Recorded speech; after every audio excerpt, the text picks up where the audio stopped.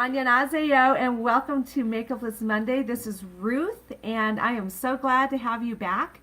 So it's the first Monday of 2019 and in my last video, which just happened to be the last Monday of 2018, I announced that it was time for me to begin a really intensive personal spiritual journey, and I offered to share some of the glimpses of what that looked like in Makeupless Monday moments.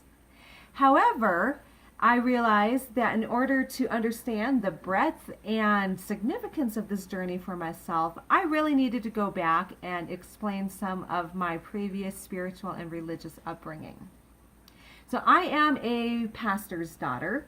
My adopted dad was a pastor when I first came into the house. Later on, he became a biblical counselor. I believe he's back preaching right now. So technically, I am still a pastor's daughter. I attended a large, respected conservative church in Indiana and even went to Bible college at age 16. When I was a teenager in the church growing up, though, I was a church pianist. I sang in the church choir and won just about every single spiritual award that was being offered, from Bible reading to Bible memory and Christian service in the church. So even though my Christian spirituality was very performance-based, I still had a very genuine faith that stayed around even after my parents left the more conservative Christian circles. I actually didn't leave conservatism until many years into my adult life. See, I had been warned about backsliding my whole life. Backsliding is when a Christian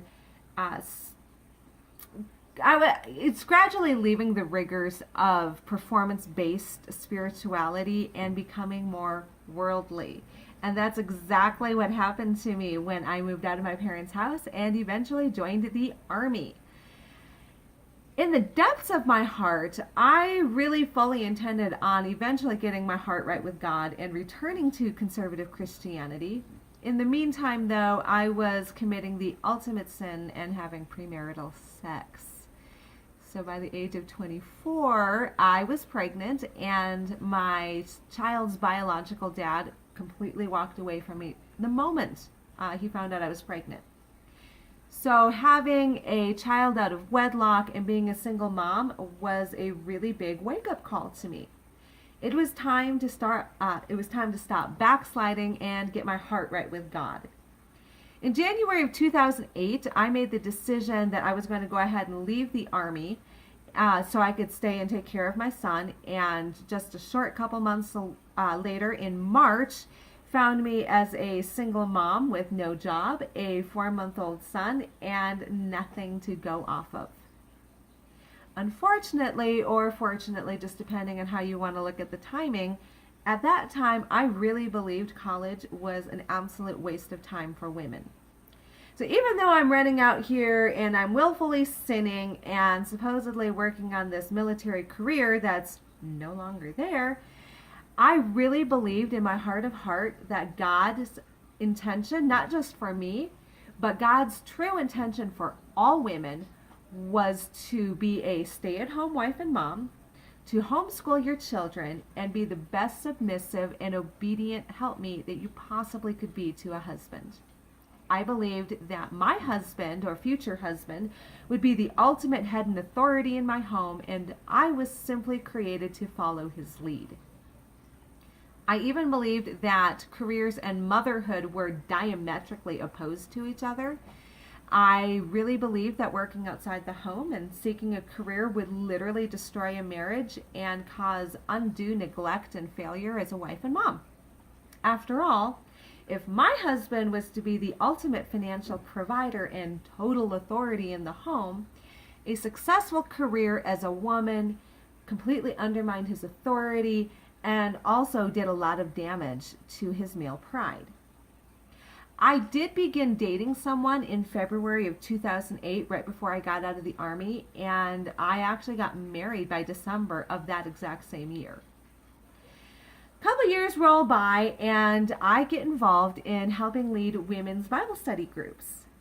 There was one book in particular that I really wanted to teach, and it was called Created to be His Helpmeet by Debbie Pearl. I really loved this book, so now I'm going to read to you some excerpts from that book that really caught my attention. Here we go. A husband has authority to tell his wife what to wear, where to go, whom to talk to, how to spend her time, when to speak, and when not to, even if he is unreasonable and insensitive. Dominance and control are always masculine characteristics. To those of you who are enduring verbal and physical abuse, we realize that statistically, you are likely to remain with your husband. It is therefore important that you understand how to speak and conduct yourself in a way that will maintain your physical and emotional safety and ultimately win your husband.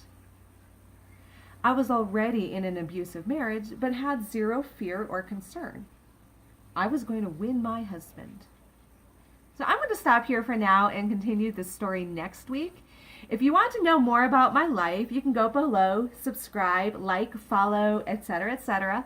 You can find me on Instagram at Makeupless Monday Mom, Facebook at Makeupless Monday, or you can even go to my website, www.makeuplessmonday.com. I'll leave all this information down below too. But in the meantime, go forth, be bold, be makeupless, and I will continue this story next week. Annyeonghaseyo!